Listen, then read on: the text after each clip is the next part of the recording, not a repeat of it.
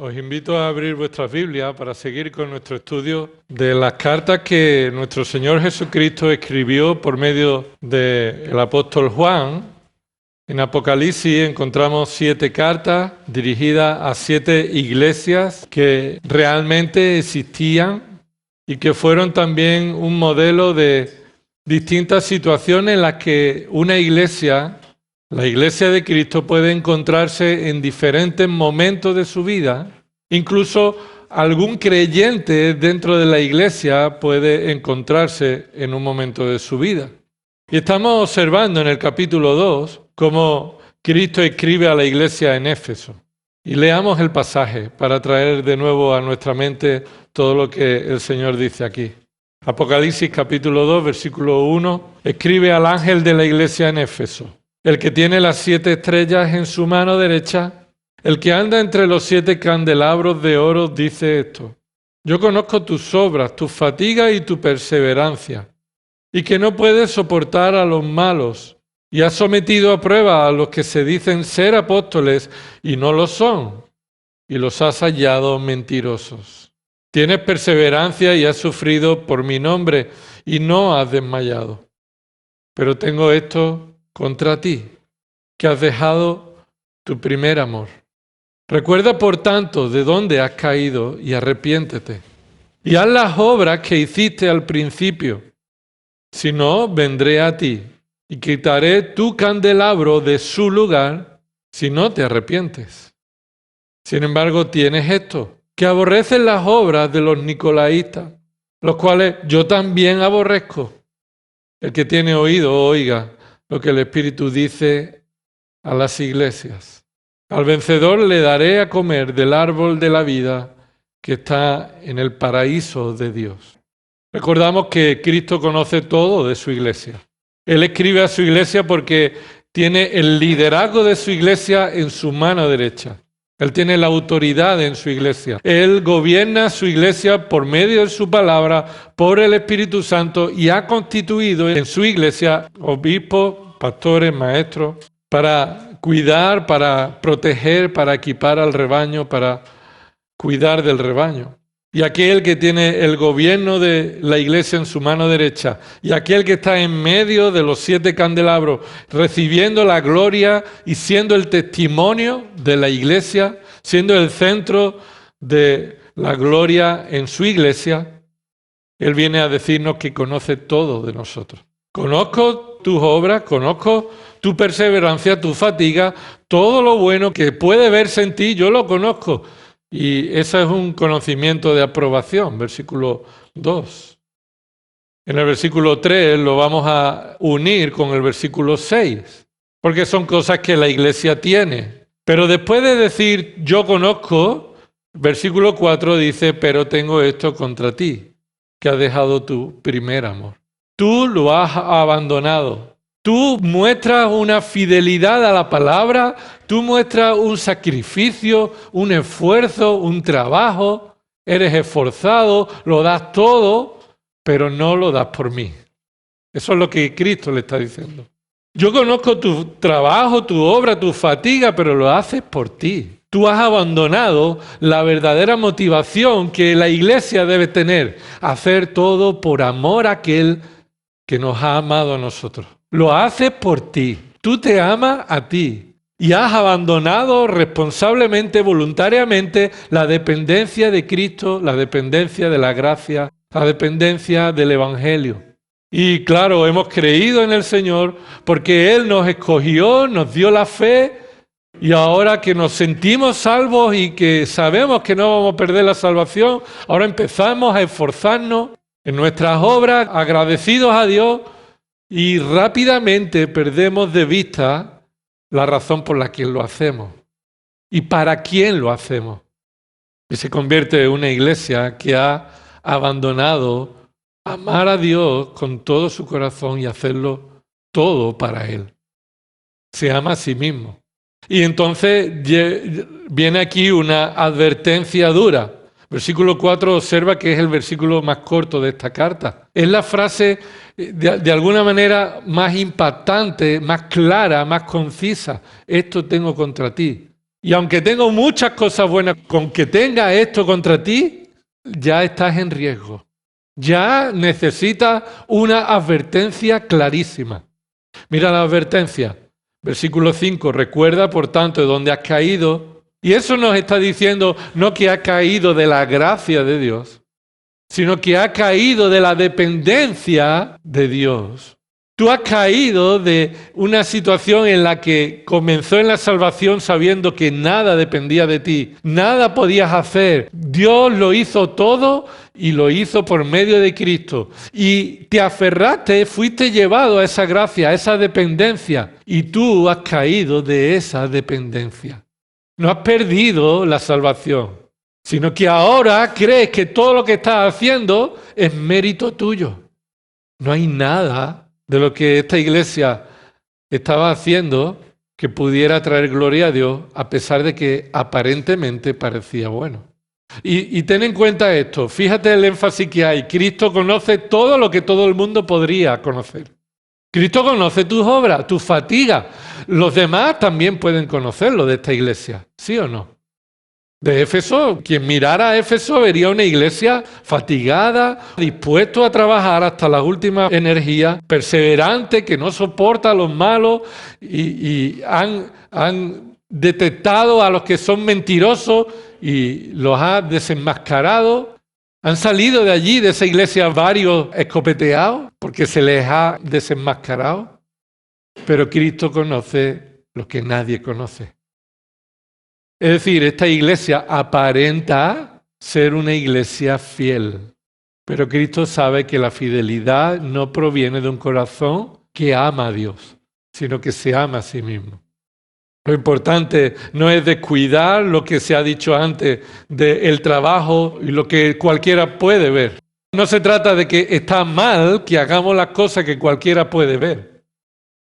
Se trata de que lo hagamos naciendo de un corazón que ama a Dios, que se aferra a Dios. Y entonces se le llama recuerda de dónde has caído y arrepiéntete. Y este arrepentimiento tiene que venir con obras como las que hiciste al principio. Obras motivadas por gratitud. No son distintas obras. Son obras y en el original no dice las que hiciste al principio.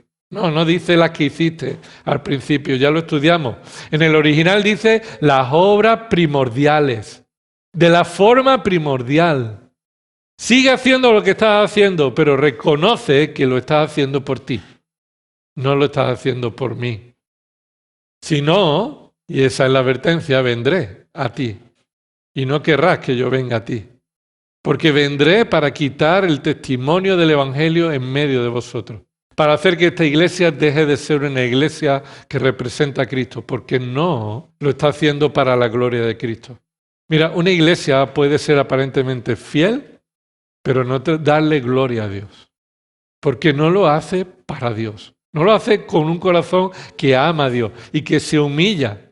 Y que no dice yo soy fiel porque lo valgo, yo soy fiel porque soy mejor que otro, yo soy fiel porque soy más listo, yo soy fiel porque soy más humilde, No, yo soy fiel por la gracia de Dios. Que Él está obrando en mi vida y lo hago por amor a Él. Y cuando alguien venga a echarme flores, me las quito de en medio y digo solo a Dios es la gloria. Si esa iglesia no se arrepiente, entonces el Señor quitará el testimonio de esa iglesia. Hará que esa iglesia deje de estar en ese lugar. Vamos a destacar ahora esta tarde lo que Cristo destaca que su iglesia tiene. Lo que Cristo destaca que su iglesia tiene. ¿Qué dice? Lo primero. Recordemos que leemos la Biblia y primero entendemos lo que dice para después poder entender lo que significa. ¿Qué dice que esta iglesia tiene? Versículo 3. Tienes perseverancia y has sufrido por mi nombre y no has desmayado. ¿Lo ves? Tienes perseverancia, versículo 3, y has sufrido por mi nombre y no has desmayado. Eso es lo que primero Cristo está diciendo que esta iglesia tiene perseverancia. Segundo, versículo 6. Sin embargo, tienes esto. Y ahí de nuevo se nos dice otra segunda cosa que esta iglesia tiene. ¿Y qué es lo que tiene? que aborrecen la obra de los nicolaitas, como Cristo también las aborrece. Como Cristo también las aborrece. Aborrecen las obras de los nicolaitas, como también Cristo, las cuales las obras también son aborrecidas por Cristo. Ese yo se refiere a Cristo Jesús. Ahora, ¿qué significa esto? Veamos primero el versículo 3. Versículo 3. Tienes perseverancia, has sufrido por el nombre de Cristo y no has desmayado. Lo que esto significa es que lo que Cristo destaca es que la perseverancia que esta iglesia tiene le capacita para sufrir hasta el último extremo sin llegar a desmayar. Le capacita para sufrir hasta el último extremo sin llegar a desmayar. No tiene límites en su sufrimiento. ¿Cuánto eres capaz de sufrir? Eres capaz de sufrir hasta que desmayas por ese sufrimiento. ¿Sí? Esa es tu capacidad de sufrimiento. Yo tengo muy pocos límites. El médico me dijo que soy vagotónico. Y yo con un dolor o con cualquier tontería, no sangre, pues yo vine a hacer, gracias a Dios, a mis hijos y no me desmayé. Pero me quito una tirita de aquí y del dolor que sentí, al suelo caí. Distintos momentos en mi vida, por un dolor que tampoco era, pero era un dolor, mi cuerpo dijo, desconecta, y me desmayé. Así que, ¿cuánta capacidad tengo yo para sufrir? Entonces, otra persona, por ejemplo, mi esposa, ella tiene una capacidad de sufrimiento mucho mayor que la mía. No conozco que se haya desmayado por un dolor. Entonces, en un sentido, el nivel de capacidad de sufrimiento está hasta que no puedes más. Esta iglesia, Cristo reconoce que esta iglesia demuestra que está capacitada para sufrir y perseverar sin límite. Ahora, esta tiene perseverancia, precisamente significa esto, capacidad de sufrir sin desmayar. Capacidad de sufrir sin desmayar. Ahora, versículo 3, tiene perseverancia y has sufrido por mi nombre. Y después viene un tipo de sufrimiento que podría venir por causa de falta de arrepentimiento. Pero en esta ocasión aquí se les muestra un sufrimiento porque es una iglesia que soporta por el nombre de Cristo. Y hasta este punto, Juan está transmitiéndole de parte de Cristo lo que conoce de esta iglesia y son todas cosas buenas. Y va elevando los méritos. Es decir, si fuera esta iglesia de Éfeso una sola persona, estaría rojo a este punto. Estaría ya colorado diciendo, hoy no digas eso de mí. Hoy me estás poniendo colorado. Sí, conoces eso de mí. Y lo está elevando a tal punto que el versículo 3 es el clima de lo que una iglesia podría esperarse de ella. Que sufra por el testimonio de Cristo. Que su sufrimiento no proviene de una falta de arrepentimiento, que su sufrimiento no proviene por su pecado, que su sufrimiento proviene de una fidelidad. Hasta ese punto era fiel esta iglesia. Una iglesia puede soportar el sufrimiento por perseverar en fidelidad a la verdad. Puede perseverar hasta el fin sin desmayar por ser fiel a la verdad. Pero puede sufrir por falta de arrepentimiento porque no tiene fidelidad al verdadero. Pero puede sufrir por falta de arrepentimiento porque no es fiel al verdadero. Y aquí Cristo está diciéndole a esta iglesia, tú eres capaz de sufrir por la fidelidad a mi nombre, pero no a mí. Esto es contradictorio, ¿no? Dispuesto a sufrir por el nombre de Cristo, dice ahí versículo 3, por mi nombre. Y eso es por la identificación con Cristo. Pero de nuevo, mira, no eres fiel, esta iglesia no es fiel a Cristo, es fiel a lo que Cristo representa y dice, porque su amor está puesto hacia ellos y no hacia Cristo.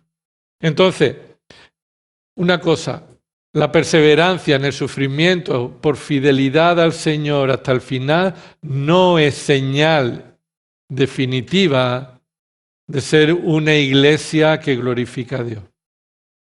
Ser fiel a Cristo y a su palabra traerá sufrimiento. Lo dijo Jesús, lo dijo Pablo.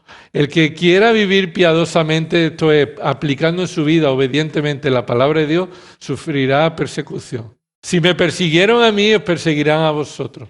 Ahora, que tú sufras por la fidelidad a la palabra no es seguridad de que tú estés glorificando a Dios con ese sufrimiento.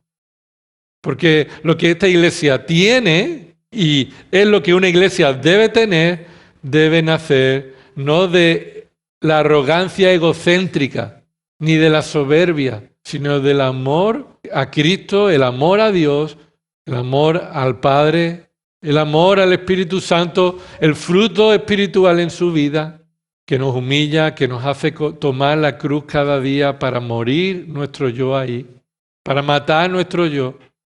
Y eso es lo que esta iglesia era dispuesta a hacer, sufrir, pero no glorificaba a Dios en ello. Ahora, lo segundo que se dice de lo que esta iglesia tiene. La iglesia tiene también que aborrece la obra de los nicolaitas como Cristo también las aborrece. Y aquí sí es donde encontramos un contraste. ¿Qué significa esto? Significa, escucha, la iglesia debe, por amor a Dios y por su gloria, escucha, por amor a Dios y por amor a la gloria de Dios, debe aborrecer las obras que van en contra de Dios. Es decir, alguien que ama a Dios y ama su gloria debe caracterizarse por su aborrecimiento. Lo que normalmente se piensa es que quien es hijo de Dios y ama a Dios, ama a todos. Un amor que no diferencia nada. Debemos amar a todos. Y debemos amar. Eso debe caracterizarnos. Nuestro amor. ¿Sí? ¿No dijo Jesús eso? Se conocerá que sois mis discípulos si qué. Si os amáis los unos a los otros. Es decir, el amor caracteriza a la iglesia. Pero escucha, la iglesia debe, por amor a Dios y por amor a la gloria de Dios, caracterizarse porque aborrece las obras pecaminosas. ¿Por qué esto es así? Porque esas obras son las que Cristo también aborrece. Podríamos resumirlo de esta manera. Debes aborrecer lo que Cristo aborrece. Debes amar a quien merece todo tu amor, que es Dios, el Trino. Pero eso va acompañada por aborrecer lo que Cristo aborrece. Y en este caso aquí se nos dice que está aborreciendo las obras de los nicolaitas. Y este es el contraste con el reproche que se debe destacar en lo que se ha dicho antes. Sus motivaciones son insuficientes por falta de amor. ¿Sí o no? Versículo 4 que ha dicho, tu falta de amor hace que todo lo que hagas no tenga valor, según 1 Corintios 13. ¿Verdad? Todo lo que tú hagas, si no tienes amor, de nada vale. Pero hay un contraste. Debes amar como al principio amaste, es decir, como un amor fundamental que debe caracterizarse en tu vida, no solamente en el tiempo de tu salvación, sino que estás amando fundamentalmente a quien debes amar. Y esto se contrasta porque tienes que aborrecer lo que debes aborrecer. Sus obras siguen siendo, están mostrando que no se asocia con la doctrina extraña. De nuevo se enfatiza que tiene capacidad para aborrecer las doctrinas extrañas. Es decir, cuando aquí se habla de obra, no se puede desligar de la doctrina. Escucha. La doctrina extraña te va a llevar a obras aborrecidas por Dios. Las obras aborrecidas por Dios nunca van a provenir de aplicar la sana doctrina. Nunca. Así que las obras aborrecidas por Dios, escucha, que esto es muy importante. Las obras que Dios aborrece provienen de una mala doctrina, una falsa doctrina. Aunque tú te identifiques con la sana doctrina. Si cogemos la declaración de fe de esta iglesia y decimos, yo me identifico con esta declaración de fe. Esto creo que es lo que la Biblia enseña. Esta es la sana doctrina. La interpretamos a la luz de la palabra, en su contexto geográfico, histórico, gramatical y todo. Y esto es lo que significa. Y esto es la sana doctrina. Pero si tus obras son aborrecibles por Cristo, tú también estás guiándote por la falsa doctrina. Que tú crees que has rechazado, que tú crees que no crees. Pero aquí el punto es, me importa poco lo que digas que crees cuando tus obras demuestran que están siendo obras aborrecibles. Y eso lo podemos ver en Tito. Lo hemos visto en otros momentos, pero mira Tito capítulo 1, como un testimonio, un ejemplo. Tito capítulo 1, dice el versículo 16, 1:16, profesan conocer a Dios. Esto es una declaración genérica. ¿Vale? Aquí entraría, podríamos decir, profesan conocer la sana doctrina. Pero dice, con sus hechos lo niegan. Niegan lo que profesan. Ellos profesan conocer a Dios, pero niegan lo que profesan por medio de sus hechos, siendo abominables y desobedientes. ¿El qué? ¿Sus obras? No, ellos. Ellos son abominables, desobedientes, inútiles para cualquier obra buena. Y aquí está llevando el punto a lo más extremo que se puede llevar. Tú dices que conoces a Dios, pero tus obras determinan que en realidad no conoces a Dios. Y esto puede suceder en una iglesia, en Éfeso. Éfeso es una iglesia que aborrece las obras de los nicolaitas como fruto de la sana doctrina en su vida. Pero a pesar de ello, si todo proviene de un amor a uno mismo, entonces no crees en la sana doctrina. No crees en la sana doctrina. Se te ha colado levadura de los fariseos. Y la levadura de los fariseos, para que afecte la masa, ¿cuánto hace falta? Muy poquito. Muy poquito. Es decir, toda tu masa puede ser perfecta, que con un poco de levadura hace que todo aquello pierda su sentido, no sirva para nada. Y esto no es para que te esfuerces por creer, esto es para que reconozcas la gravedad de tu falta de arrepentimiento y tu necesidad de dependencia de Cristo. Porque esta obra de los nicolaitas, ¿cuál es? ¿En qué consistía esta obra de los nicolaitas? No lo busques por ningún lado porque no está. Y escúchame, no lo necesitamos.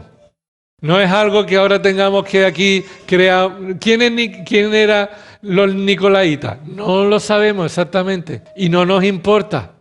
No lo sabemos exactamente y no nos importa, pero los que recibieron la carta lo sabían. Los que recibieron la carta sabían qué obras eran. Y ellos identificaban esas obras dignas de ser aborrecidas. Y Cristo dice, mi iglesia debe amarme a mí y caracterizarse porque aborrece las obras que Cristo aborrece. De nuevo, esta iglesia recibe una aprobación de Cristo por su disposición clara a aborrecer las obras pecaminosas. Ahora, ¿esto cómo se aplica? ¿Esto cómo se aplica? Bueno, apliquemos este último punto. ¿Qué es lo que aborreces en tu vida? ¿Qué es lo que aborreces en tu vida? Si aquello que aborreces en tu vida es aquello que deberías estar amando, arrepiéntete y ámalo. Lo que es el punto aquí de esta carta a Éfeso. El punto es, a quien deberías estar amando, no estás amando. Y estás aborreciendo lo que debes aborrecer, pero no amando a quien deberías estar amando. Entonces, ¿qué es lo que es el amor primordial en tu vida? ¿Qué es aquello que está creciendo en el amor en tu vida? Porque el amor a Dios debe crecer. El amor a Dios crece como fruto del Espíritu Santo en el corazón de un creyente. El amor a Dios no se cansa. Y puede cansarse en algún momento como en Éfeso, pero va a tener sus consecuencias graves si eso perdura en el tiempo. En cualquier momento puede venir Dios y decir, esta iglesia no me representa. ¿Cómo es eso en nuestra vida general, pero en nuestra particular? Porque no podemos escondernos en el grupo. No podemos escondernos en el grupo. Esto debe traerse al corazón privado. El amor primordial a Dios debe estar junto con el aborrecimiento al pecado. Y yo te pregunto, ¿qué cosas sabes? Es probable que haya cosas que deberías aborrecer en tu vida y no las sabes. Y eso te va a traer consecuencias, pero a medida que crecemos en el conocimiento de la palabra de Dios, somos expuestos a pecados que antes creíamos que no eran pecados y deberíamos de aborrecer aquello que no estamos aborreciendo. Ahora, la pregunta es, ¿cuáles son las cosas que sí sabes ya, que deberías estar aborreciendo y no lo haces? Ponle tu nombre, identifícalo en tu vida. ¿Qué es lo que deberías y sabes? No necesitas que nadie te lo diga. Deberías estar aborreciendo y llevas tiempo jugando con él, amándolo. Eso no muestra amor a Dios. Sin duda que si lo aborreces todo y no amas a Dios, ¿qué importa que lo aborrezcas? Lo aborreces para tu gloria. Pero escucha, si no aborreces las obras que Cristo aborrece, estás aborreciendo a Cristo y amando lo que Cristo aborrece. Esto es tremendo. No solamente para llevarnos al examen, sino también para llevarnos a la posición que debemos estar como iglesia. Estamos para glorificar a Dios, no para traer gloria a nosotros.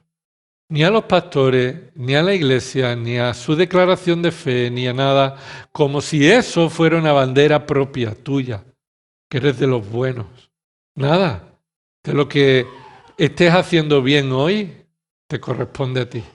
Nada de lo que estés haciendo bien hoy, te corresponde a ti.